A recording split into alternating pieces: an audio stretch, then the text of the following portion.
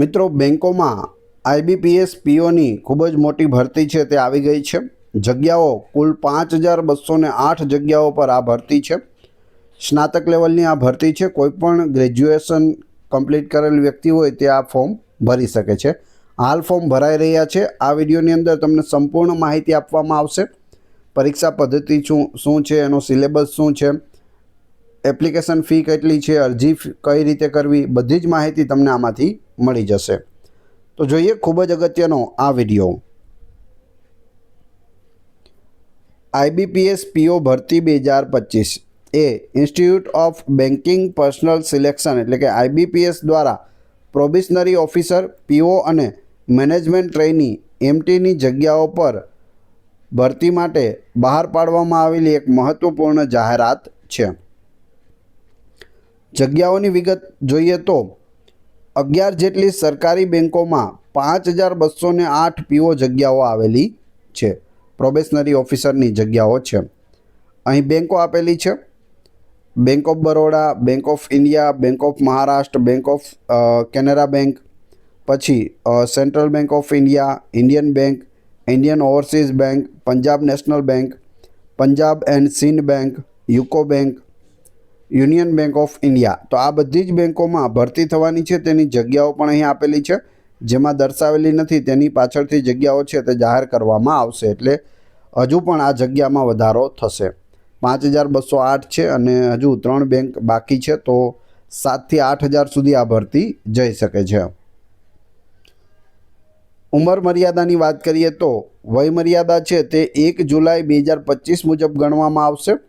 ઓછામાં ઓછા 20 વર્ષ કમ્પ્લીટ હોવા જોઈએ અને મહત્તમ ઉંમર એટલે કે વધુમાં વધુ 30 વર્ષ ઉંમર હોવી જોઈએ। એમાં છૂટછાટ પણ આપવામાં આવે છે। કઈ રીતે મળે છે એ પણ આપણે જોઈએ।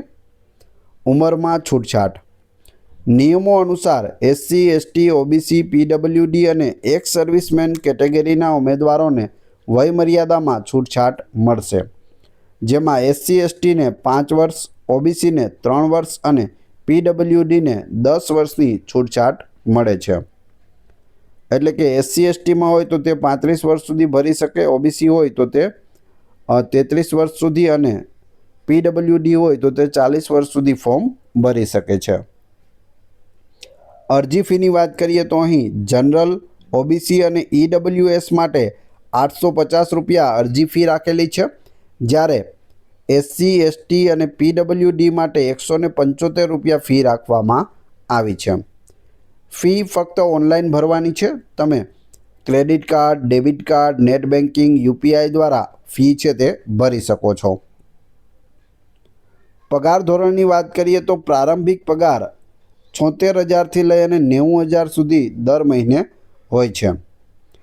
આનો બેઝિક પગાર છે તે 48,000 છે। બધા ભથ્થા મેળવી અને 76,000થી 90,000 સુધી જાય છે। 7મા પગાર પંચ મુજબ પગાર છે તે મળવાપાત્ર રહેશે। સ્ટાર્ટિંગ પગારની વાત છે। પરીક્ષા પદ્ધતિ જોઈએ। આઈબીપીએસ પીઓ ભરતી પ્રક્રિયા મુખ્યત્વે 3 તબક્કામાં થાય છે। પ્રિલિમિનરી પરીક્ષા એટલે કે પ્રિલિમ એક્ઝામ, આ ઓનલાઈન પરીક્ષા છે જે ક્વોલિફાઈંગ નેચરની હોય છે। તો એમસીક્યુ બેઝ આ પરીક્ષા છે। ફક્ત આને પાસ કરવાની છે। આ પાસ કરો એટલે મેઇન પરીક્ષા આપવાના તમારા દરવાજા છે તે ખુલી જાય। આમાં કોઈ ટકાવારી મહત્ત્વ રાખતી નથી। તમે 90% લઈ આવો કે 99% લઈ આવો, ફક્ત પાસ કરવાનું છે। અંતિમ જે મેરિટ લિસ્ટ બને છે તેમાં આનું કોઈ મહત્ત્વ નથી। આના ગુણ અંતિમ મેરિટ લિસ્ટમાં ગણાતા નથી। આમાં મુખ્યત્વે 3 વિભાગ હોય છે: ઇંગ્લિશ લેંગ્વેજ, ક્વોન્ટિટેટિવ એપ્ટિટ્યૂડ અને રિઝનિંગ એબિલિટી। ઉમેદવારોએ દરેક વિભાગમાં ન્યૂનતમ કટ ઓફ ગુણ છે તે મેળવવા ફરજિયાત છે। ઓછામાં ઓછા જે ગુણ કટ ઓફ રાખેલા હોય તે તમારે મેળવવા પડશે 3માં। પરીક્ષા પદ્ધતિમાં પછી આવે છે મુખ્ય પરીક્ષા, મેઇન એક્ઝામિનેશન। જે ઉમેદવારો પ્રિલિમ પરીક્ષામાં પાસ થાય છે તેઓ મેન્સ પરીક્ષા આપી શકે છે। આ પરીક્ષામાં ઓબ્જેક્ટિવ અને ડિસ્ક્રિપ્ટિવ એમ બંને પ્રકારના પ્રશ્નો હોય છે। એટલે કે એમસીક્યુ પણ હશે અને લેખિત પણ હશે। લેખિત બહુ ઓછું હશે। આ વર્ષે જ આ લેખિત આમાં એડ કરવામાં આવ્યું છે। આની પહેલાં મેઇન પરીક્ષા એમસીક્યુ બેઝ લેવાતી હતી। લેખિતમાં ખૂબ જ ઓછું એટલે કે એક નિબંધ અને એક પત્ર લખવાનો હોય છે. જોઈએ આગળ. ત્યારબાદ આવે છે ઇન્ટરવ્યૂ. મેન પરીક્ષા પાસ કરો પછી શું આવે? ઇન્ટરવ્યૂ. જે ઉમેદવારો મેન્સ પરીક્ષામાં ક્વોલિફાય થાય છે તેમને વ્યક્તિગત ઇન્ટરવ્યૂ માટે બોલાવવામાં આવે છે. આ ઇન્ટરવ્યૂ ઉમેદવારના વ્યક્તિત્વ, સંચાર કૌશલ્ય અને પ્રોબેશનરી ઓફિસરની ભૂમિકા માટેની યોગ્યતાનું મૂલ્યાંકન કરે છે. ઇન્ટરવ્યૂ 100 માર્ક્સનો હોય છે અને લાયકાત મેળવવા માટે ન્યૂનતમ 40%, ઓછામાં ઓછા કેટલા લેવા પડે ઇન્ટરવ્યૂમાં? 40%. એસસી, એસટી, ઓબીસી અને પીડબ્લ્યુડી ઉમેદવારો માટે 35% ગુણ જરૂરી છે. એટલે કે કેટેગરીમાં આવતા હોય તો 35%, બાકી બધાને 40% લઈ આવવા ફરજિયાત હોય છે ઇન્ટરવ્યૂમાં. અંતિમ પસંદગી. અંતિમ પસંદગી મેન્સ પરીક્ષા અને ઇન્ટરવ્યૂના સંયુક્ત ગુણના આધારે થાય છે. પ્રિલિમ પરીક્ષાના ગુણ અહીં ગણાતા નથી. મેન્સ પરીક્ષાના ગુણને 80% અને ઇન્ટરવ્યૂના ગુણને 20% વેઇટેજ આપવામાં આવે છે. એટલે મુખ્ય પરીક્ષાના 80% અને ઇન્ટરવ્યૂના ફક્ત 20% રાખેલું છે વેઇટેજ. આ બંને તબક્કાના કુલ ગુણના આધારે મેરિટ લિસ્ટ તૈયાર કરવામાં આવે છે. પસંદ કરાયેલા ઉમેદવારોએ તેમની પાત્રતા અને લાયકાતની પુષ્ટિ કરવા માટે ડોક્યુમેન્ટ વેરિફિકેશનમાંથી પસાર થવું પડે છે. એટલે કે છેલ્લે તમારું ડોક્યુમેન્ટ વેરિફિકેશન કરવામાં આવશે. હવે આપણે જોઈએ પ્રિલિમિનરી પરીક્ષાનો સિલેબસ. તો પ્રિલિમ પરીક્ષાનો અહીં સિલેબસ આપેલો છે. ઇંગ્લિશ લેંગ્વેજ, એના 30 પ્રશ્નો, 30 માર્ક્સ અને 20 મિનિટનો સમય. આ ઓનલાઈન પરીક્ષા લેવામાં આવશે કોમ્પ્યુટર ઉપર. ત્યારબાદ ક્વોન્ટિટેટિવ એપ્ટિટ્યૂડ, એના 35 પ્રશ્નો, 30 ગુણ, 20 મિનિટનો સમય. ત્યારબાદ રિઝનિંગ, એના 35 પ્રશ્નો અને 40 ગુણ, 20 મિનિટનો સમય આપવામાં આવશે. ટોટલ અહીં 100 પ્રશ્નો છે, 100 માર્ક્સ છે અને 60 મિનિટ એટલે કે 1 કલાકનો સમય આપવામાં આવે છે. કોમ્પ્યુટર બેઝ MCQ છે તે આમાં પૂછવામાં આવે છે. ત્યારબાદ મુખ્ય પરીક્ષાનો સિલેબસ જોઈએ. જો મેન પરીક્ષામાં તમે પાસ થાવ છો તો મુખ્ય પરીક્ષા તમે આપી શકો છો. મુખ્ય પરીક્ષામાં રિઝનિંગના 40 પ્રશ્નો હશે અને 60 ગુણ, 50 મિનિટનો સમય આપવામાં આવશે. જનરલ, ઇકોનોમી, બેન્કિંગ અવેરનેસના 35 પ્રશ્નો હશે, 50 મિનિટનો સમય, 50 માર્ક્સ હશે અને 25 મિનિટનો સમય આપવામાં આવશે. ઇંગ્લિશ લેંગ્વેજના 35 પ્રશ્નો, 40 ગુણ, 40 મિનિટનો સમય. ડેટા એનાલિસિસ એન્ડ ઇન્ટરપ્રિટેશનના 35 પ્રશ્નો, 50 ગુણ, 45 મિનિટ આપવામાં આવે છે.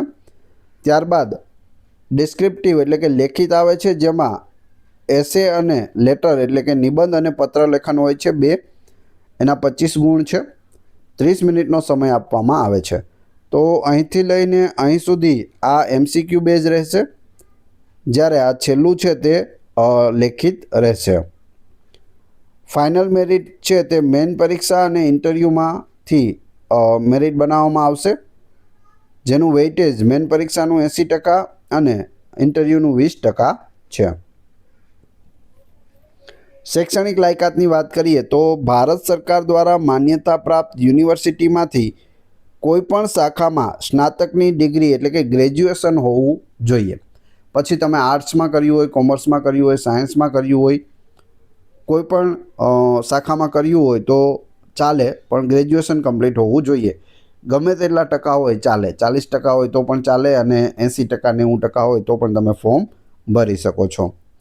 અરજી કરતી વખતે માન્ય માર્કશીટ, ડિગ્રી સર્ટિફિકેટ હોવું જરૂરી છે અને ગ્રેજ્યુએશનમાં મેળવેલ ટકાવારી ઓનલાઈન રજિસ્ટ્રેશન કરતી વખતે દર્શાવવાની રહેશે. જો ટકાવારી દર્શાવવાની છે પણ એના આધારે ભરતી થતી નથી. ભરતી શેના આધારે થાય છે? પ્રિલિમ પરીક્ષા, મુખ્ય પરીક્ષા અને ઇન્ટરવ્યૂના આધારે. નાગરિકતા તો ભારતના નાગરિક હોવા જોઈએ. કમ્પ્યુટરનું જ્ઞાન, કમ્પ્યુટર સિસ્ટમનું કાર્યકારી જ્ઞાન હોવું એ ઇચ્છનીય છે. મહત્વપૂર્ણ તારીખો જોઈએ. નોટિફિકેશન ક્યારે રિલીઝ થયું? તો 30 જૂન 2025ના રોજ રિલીઝ થયું. ઓનલાઈન અરજી ક્યારે શરૂ થઈ? 1 જુલાઈ 2025થી, એટલે હાલ ફોર્મ ભરાઈ રહ્યા છે.